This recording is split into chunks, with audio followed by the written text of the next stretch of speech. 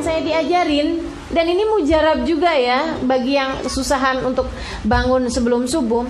Ibu-ibu sekalian saya muliakan, baca ayat-ayat terakhir dari surat Al-Kahfi. Ayo tuh, baca ayat-ayat terakhir dari surat Al-Kahfi. Gimana Bu ayat-ayat terakhir dari surat Al-Kahfi? Ayat-ayat terakhir dari surat Al-Kahfi. Ibu-ibu sekalian yang saya muliakan, baca itu sebelum tidur. Ini saya diajarin dari zaman saya kecil nih. Kalau mau bangun sebelum subuh atau bangun di waktu yang kita mau gitu ya. Nah, tuh kita baca ayat terakhir dari surat Al-Kahfi. Kemudian ibu-ibu saudariku sekalian, saya sih diajarin yang kerjain boleh nggak apa-apa. Tepuk bantal di waktu yang kita mau bangun. Waktu mau bangun 2 kali. 2 kali, jam 2 kita tepuk bantalnya 2 kali. Habis itu kita tidurin. Itu ngapain Ustaz pakai kayak begitu? Ya saya diajarinya dulu kayak gitu Bu. Tapi gak apa-apa, ibu gak mau amalin juga gak apa-apa. Cuman baca ayat terakhir dari surat Al-Kahfi itu memang membantu ibu-ibu untuk bisa bangun sebelum subuh. Ayatnya, Kul law kana al-bahru midadan li kalimati rabbi lanafidal bahru qabla an tanfada kalimatu rabbi walau ji'na bimithlihi madada. Qul innama ana basyarum mithlukum yuha ilayya annama ilahukum ilahu wahid faman kana yarju liqa'a rabbih falyamal amalan salihan wala yusyrik biibadati rabbih ahada. Gitu. Baca itu, kemudian kita tepuk bantal. Makanya jangan ada setengahnya Bu, bingung nepuknya. Jam 3:30 bingung nepuknya tuh. Gitu ya. Jam 3, jam 4 gitu loh. Habis itu kita tidurin tuh bantalnya, ngadep ke arah kiblat sambil minta sama Allah, ya Allah bangunin saya jam 4 pagi. Gitu. Subhanallah, bangun aja tuh Bu. Bangun aja, Masya Allah. Seenggaknya ya gitulah setengah jam gitu dari adzan subuh ya. Jam 4 kan setengah jam. Ibu-ibu sekalian yang saya muliakan, itu hal yang bisa kita lakukan. Yang terakhir, hal yang kamu bisa lakukan adalah bahwa Bu, siapa-apanya yang menentukan bangun nggak bangunnya kita tuh Allah Subhanahu wa taala. Dan para ulama mengatakan, dan ini bikin sedih ya, ibadah di waktu malam adalah undangan. Allah hanya akan mempersilahkan masuk para tamu-tamu yang diundang. Kok kita nggak bangun-bangun? Ya belum jadi undangan. Kita nggak bangun-bangun, kayaknya emang belum diundang-undang teman-teman saya sekalian. Gimana caranya biar diundang? Jadilah hamba Allah yang lebih soleha. Undangan-undangan Allah yang lain dikerjain. Nanti ibu bakalan diundang buat tahajud. Nanti kalau udah sering lama-lama diundang buat tahajud, ntar diundang juga buat haji. Diundang juga buat ziarah ke makam Nabi. Gitu kan? Karena semua ibadah ini undangan ibu-ibu sekalian. Ibadah itu semuanya undangan. Termasuk juga segala tahajud juga undangan dari Allah Subhanahu wa taala. Allah hanya akan perkenankan hamba-hambanya yang diundang aja, yang dia mau aja. Makanya dalam sebuah hadis sampaikan, innallaha yanzil fi thuluthil lailil akhir wa yunadi hal min mustaghfirin hal min taib hal min talibi hajatin fauniluhul matalib. Sesungguhnya Allah turun di sepertiga malam yang terakhir. Turun. Artinya Allah turun gimana? Allah mempersiapkan semua hadiah, semua karunia, semua pemberian pada sepertiga malam yang terakhir kepada penduduk bumi. Kemudian Allah memanggil-manggil. Ini dia nih undangan nih. Hal min mustaghfir. Ada nggak nih yang lagi mohon ampunan? Sini aku ampunin. Hal min taib. Ada nggak nih yang mau taubat kembali padaku? Sini aku terima. Hal min talibi hajatin. Ada nggak yang lagi pada punya hajat? Sini aku kabulkan. Kita hajat banyak, tapi giliran waktu jelang subuh molor mulu. Habis itu kemudian bilang, ya Allah, padahal aku udah jadi ahli ibadah, kenapa hajatku gak diterima? Kenapa doaku gak mustajab? Kata Allah, kemana aja ente? Kalau pas lagi ane buka pintu, kamunya kagak ada mulu waktunya. Akhirnya jadinya gak dapet-dapet, Bu. Ibu-ibu sekalian, sampai teman saya bilang, saya gak percaya ada doa di sepertiga malam yang tidak diijabah sama Allah. Saya gak percaya. Dia bilang, doa meski seperti apapun terlihat mustahilnya, ibu-ibu sekalian, kalau kamu mintanya pada waktu yang tepat, yaitu di sepertiga malam yang terakhir, gak ada yang ditolak sama Allah SWT.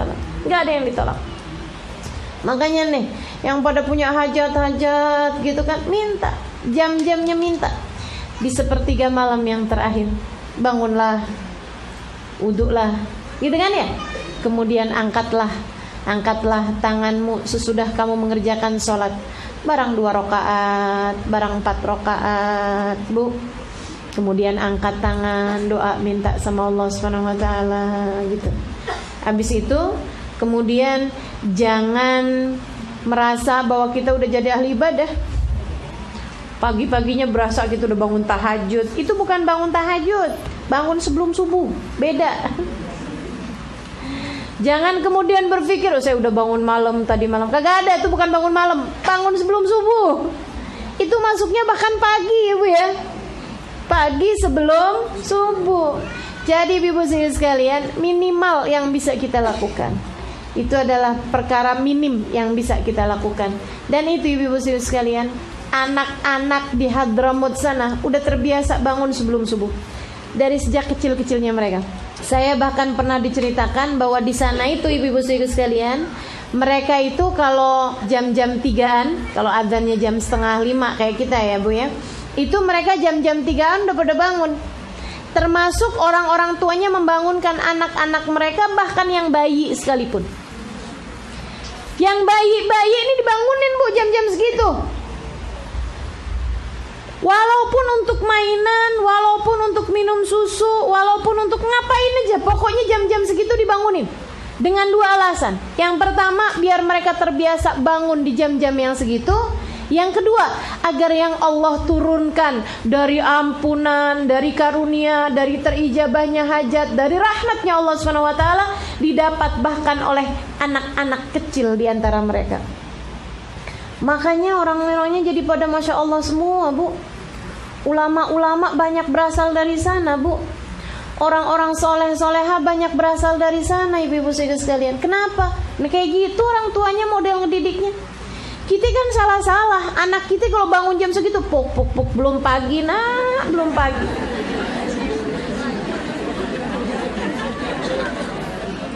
Kita tidurin lagi ya enggak? Ya ampun nah, bobo lagi napa sih, mama masih ngantuk. Ayo deh itu tidur lagi gitu. Iya apa enggak? Mana ibu-ibu yang kayak begitu? Semua. Padahal Allah luar biasa ya Bu ya. Allah tuh hampir loh, semua anak bayi jam-jam segitu pasti bangun. Betul gak? Kita tuh gak cukup mengerti pelajaran dari Allah SWT yang mau ngebangunin para orang tuanya. Itu cara Allah buat ngebangunin orang tuanya tuh. Mau gak mau kan, mau gak mau anaknya nangis masa mau dibiarin, Ibu ya? Mau gak mau kan, akhirnya jadi bangun juga, bikinin susu juga, anak tidur lagi ngeliatin jam 3:30. Gimana nih ya? Gimana nih ya? Gimana nih ya?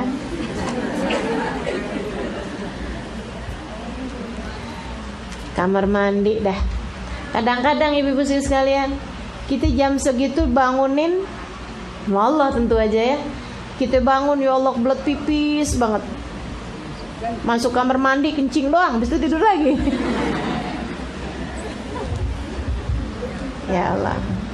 Mudah-mudahan Allah benerin kita nih ya. Waktu yang tersisa tidak lebih panjang daripada waktu yang telah kita lewati.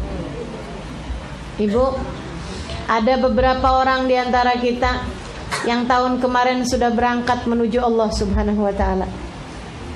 Dan dia menyangka bahwa umurnya masih akan panjang sampai ketemu tahun ini. Tapi ternyata takdir berkata lain. Dan itu Bu akan kita menjadi salah seorang di antara mereka. Nanti akan ada waktunya ibu-ibu sekalian, di mana teman-temanmu akan bilang, wah inget gak tuh mas ibu itu, gitu ya. Biasa hadir ngaji barengan nih sama dia nih, sekarang dia udah gak ada, udah berangkat duluan, gitu. Nanti lama-lama nama kita Bu yang akan disebut sama teman-teman kita itu, sama tetangga kita, sama orang di sekeliling kita. Karena kan Bu yang namanya umur itu kan, yang namanya ajal nggak lihat umur, ya Bu ya. Lihat umur pun kita juga udah pantas Bu mau meninggal. Halo. Katanya kalau orang umurnya 40 tahun itu satu kakinya udah masuk kuburan, tinggal nunggu sebelah lagi. Nih ibu-ibu ngelihat, saya ngeliatinnya nih kebanyakannya di atas 40 tahun. Iya kan? Yang di atas 50 tahun aja udah banyak. Yang di atas 60 tahun aja banyak nih. Tuh yang kelihatannya rada-rada ngantuk tuh saya kira 60 tahun ke atas nih kayaknya nih. Ya Allah, ya Allah. Dengerin kajian gitu kayak diindung-indung rasanya Bu. Faktor U. Ibu-ibu sekalian yang saya muliakan, kalau udah umurmu di atas 60 tahun tuh umur bonus. Umur bonus. Amar ummati ma baina 60 wa 70 kata Nabi Muhammad. Umur umatku antara 60-70 tahun. Qalil man yujawiz 80, dikit banget yang sampai lebih dari 80 tahun. Katanya Nabi Muhammad alaihissalam. Jadi ibu kalau umurnya udah di atas 70 tahun, ibu umur bonus. Kalau udah umurnya di atas 60 tahun, ibu umur siap-siap. Ini kan gitu. Umur ibu tuh udah nggak perlu lagi mikirin dunia Bu. Di sana di Hadramaut itu ada banyak di antara mereka yang kalau udah naik umur 40 tahun ibu-ibu sekalian gulung tempat tidur. Tempat tidurnya diikat, dipindah ke ruangan anak-anaknya yang lain-lain. Sambil bilang, sekarang sudah masuk waktunya buat saya siap-siap menjalani ibadah. Jadi udah bukan lagi waktunya buat tidur. Katanya gitu. Kita umur 40 tahun gulung tempat tidur juga, ganti yang empukan.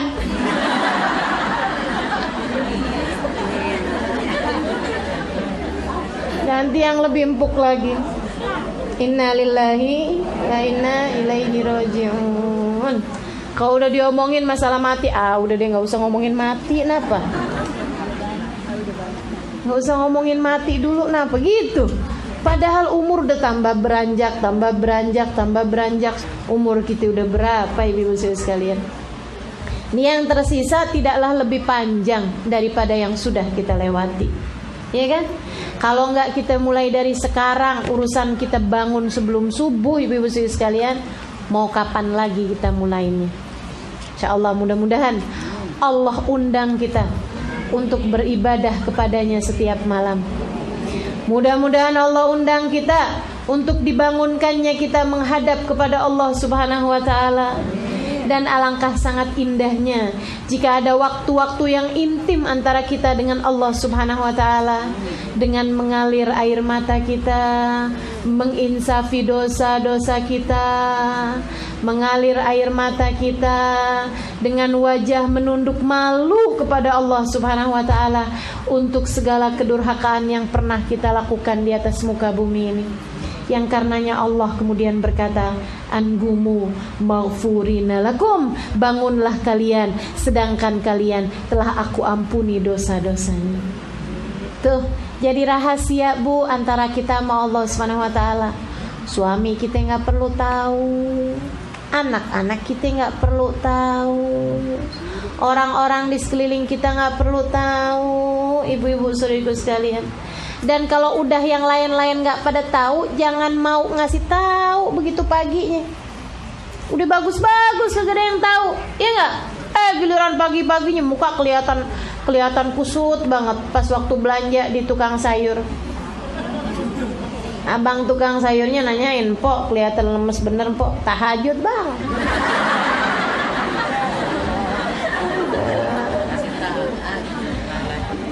Ya Allah, ya Allah, jangan gitu amat sih. Ini ada juga tanyain sama temennya gitu kan, kamu lemes banget sih, kenapa sih? Gitu deh. Habis tahajud ya semalam, senyum, berasa girang. Insya Allah ya kamu solehah sekali. Hidungnya kembang kempis.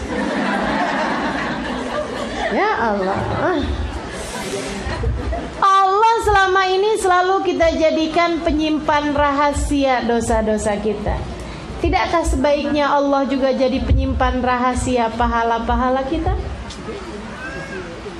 Kenapa kita hanya jadikan Allah sebagai penyimpan dosa-dosa kita, ya enggak? Malu kan? Ya Allah, mudah-mudahan Allah rahmati kita semua. Amin.